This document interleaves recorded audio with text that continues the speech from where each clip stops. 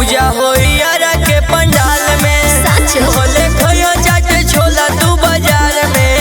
पहले पूजा कल छपरा के पंडाल में। बुझलू सही कहता रा।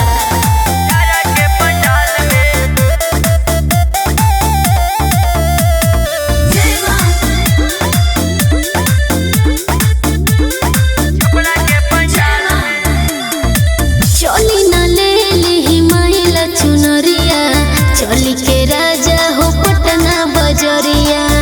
सुनत नीलू हाँ हो सबे ले आईनी पूजा के सामान हो। चलो जल्दी होके वाला बसाम हो। होरू की कोई सिंगार गुस्सा करिला बेकार में। हो चलो चलो धानी बैठी के कार में। हाँ जी ओसो पूजा होई पटना के पंडाल में। जाते न बनी। भले खइयो चाटे छोला तू बाजार में। हाँ पहले पूजा कल लई के पंडाल में। बुझलू कहे की जरूरत नहीं थी।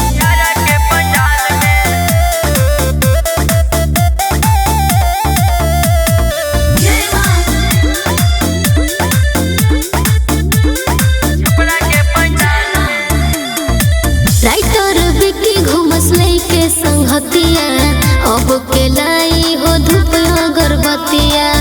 बोली कैसे होई? जब शिवम गगन बावे साथे में, ऋषु मनु लागल बावे साजे बाजे में।